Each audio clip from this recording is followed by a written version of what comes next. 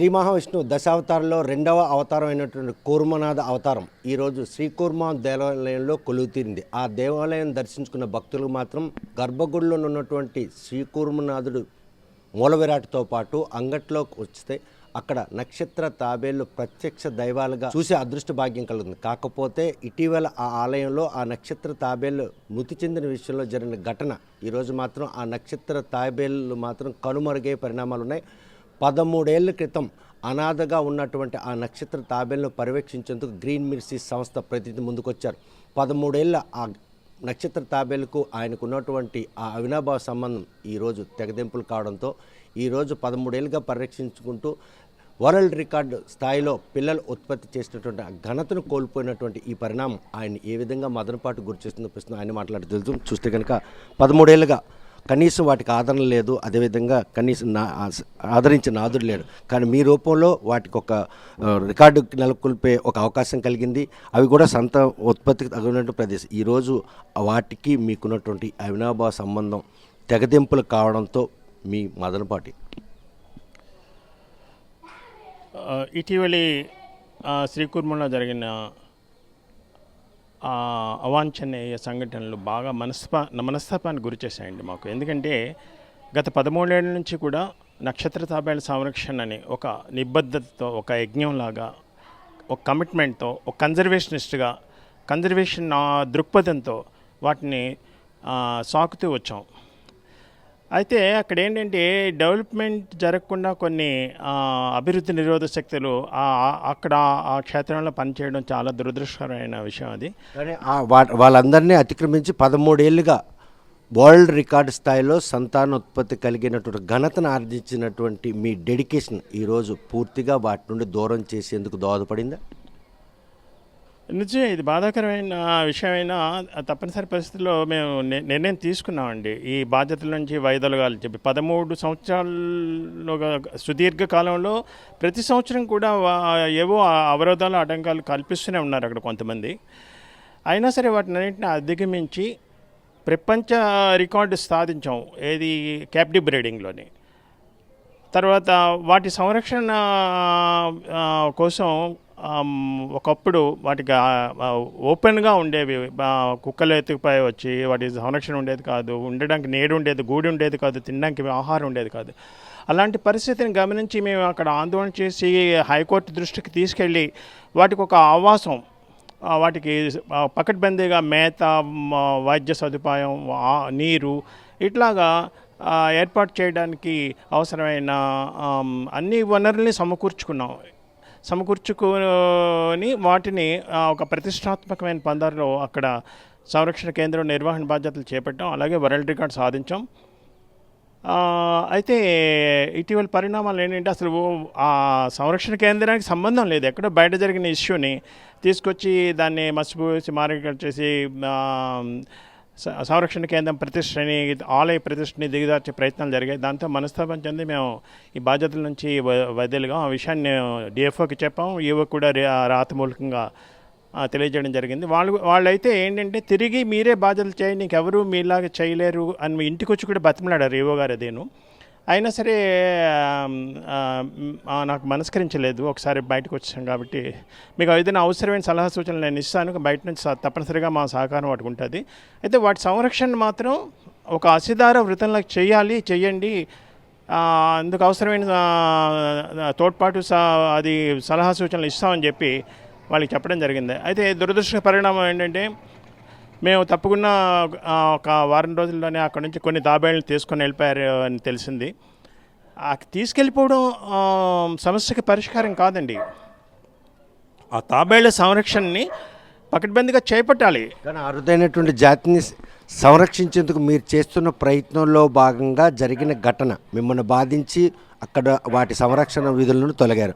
ఈ అవకాశం ఎప్పుడు వస్తుందని ఎదురు చూసినటువంటి అవకాశాన్ని ఒడిసిపట్టి ఈరోజు ఆ తాబేళ్లను తరలించేందుకు వారికి దోహదపడింది అనుకోవచ్చు. అలా కన్నా మేము బాధ్యతలను తప్పుకున్న తర్వాత అనుభవం లేని, అర్హత లేని వ్యక్తుల చేతుల్లోకి అవి వెళ్ళడం బాధ కలిగిస్తుంది. అంతేకాదు వాటిని అక్కడి నుంచి తరలించకపోవడం అన్నది అది సమర్థనీయ విషయంగా మనం తీవ్రంగా గర్హిస్తున్నాం. ఎందుకంటే వాటిని అక్కడే ఉంచి పకడ్బందీగా నిర్వహణ బాధ్యతలు చేపట్టాలి. అందుకేంటంటే ఎక్స్పర్టైజ్ అవసరం ఉంటుంది, తర్వాత కన్జర్వేషన్ దృక్పథం ఉండాలి. ఇవన్నీ కలిగిన వ్యక్తులకు కానీ సంస్థలకు కానీ వాటి నిర్వహణ బాధ్యత అప్పచెప్పాలి. అంతేగాని అర్హత లేని వాటి గురించి కనీస పరిజ్ఞానం లేని వ్యక్తుల చేతుల్లోకి వెళ్తే వాటి భౌతవ్యం అగమ్యగోచరంగానే తయారైపోయింది. పరిణామాలు చూస్తుంటే శ్రీకూర్మం దేవాలయాన్ని దర్శించుకునేందుకు వచ్చిన భక్తులు ఆ నిజరూప దర్శనం చూసే అదృష్ట భాగ్యం త్వరలోనే కనుమరుగే పరిణామాలు స్పష్టంగా కనిపిస్తుంది. ఏది ఏమైనా సరే అక్కడ దురదృష్టకరమైన పరిణామాలు చోటు చేసుకున్నాయండి. నేను వైల్డ్ లైఫ్ డిపార్ట్మెంట్కి, రాష్ట్ర ప్రభుత్వానికి, అటవీ శాఖ మంత్రికి ప్రత్యేకంగా విజ్ఞప్తి చేస్తున్నాను. వాటి సంరక్షణ బాధ్యత పకడ్బందీగా జరిగేలాగా అక్కడ తక్షణ చర్యలు చేపట్టాలి. వైల్డ్ లైఫ్ డిపార్ట్మెంట్ ఆ బాధ్యత తీసుకొని షోల్డర్ చేసి వాటిని కాపాడే ప్రయత్నం చేయాలని ప్రయత్నం ముందు నుండి వాళ్ళు చేయట్లేదు. వాటిని ఎట్టి పరిస్థితి ఇక్కడ నుండి తొలగించాలి, అరుదైన సంతతిని మాత్రం పరిరక్షించాలన్న ఒక గైడ్ లైన్స్తో ముందుకెళ్తున్నారు. అందులో రవణమూర్తి వాటిని సవరించేందుకు అడ్డంగా ఉన్నారు. అవకాశం వచ్చింది, అడ్డు తొలగిపోయింది, వాటిని ఇక్కడ నుండి తరలించారు. ఈ విషయం మీద నేను కామెంట్ చేయదలుచుకోలేదండి. కానీ అక్కడ జరుగుతున్న తాజా పరిణామాలు మాత్రం బాధ కలిగిస్తున్నాయి. ఏదైనా సరే ఇప్పుడు ఒక సమస్య వచ్చిన తర్వాత దానికి పాజిటివ్ సొల్యూషన్ చూపించాలి. వాటిని అక్కడ తీసుకువెళ్ళిపోవడం కానీ, లేకపోతే అర్హత లేని వ్యక్తుల చేతుల్లో వాటి బాధ్యతలు పెట్టడం కానీ సరైన పద్ధతి కాదు. వైల్డ్ లైఫ్ డిపార్ట్మెంట్ షోల్డర్ చేయాలి ఇప్పుడు బాధ్యతను తీసుకొని. ఎందుకంటే భక్తులు లక్షలాది భక్తుల మనోభావాలు ముడిపడి ఉన్నాయి ఒకటి. రెండోది ఏంటంటే అంతరించిపోతున్న అరుదైన అపురూపమైన నక్షత్ర తాబేళ్ల సంతతి అది. అవి షెడ్యూల్ 1 కూడా అత్యంత రక్షిత ప్రాణి జాబితా కింద వస్తుంది వన్యప్రాణి సంరక్షించడం ప్రకారం. సో వాటిని కాపాడుకోవాల్సిన బాధ్యత అందరి మీద ఉంది, ముఖ్యంగా సంబంధిత యంత్రాంగం మీద ఉంది. చూస్తే కనుక వాటిని కాపాడుకుని సంరక్షించే విషయంలో ఏవైనా ఖర్చుతో కూడుకున్న పనిగా దేవాదాయ శాఖ కావచ్చు, అటవీ శాఖ అధికారులు కూడా చేతులు దులిపే కార్యక్రమాన్ని ఏమైనా ప్రయత్నం చేస్తున్నారు అనుకోవచ్చు.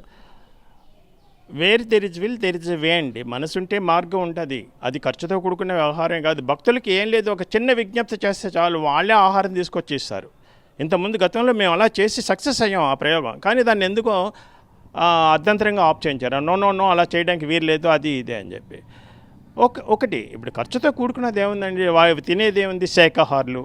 వాటికి రోజుకి ఒక 1000 రూపాయలు ఆహారం పెడితే సరిపోతుంది.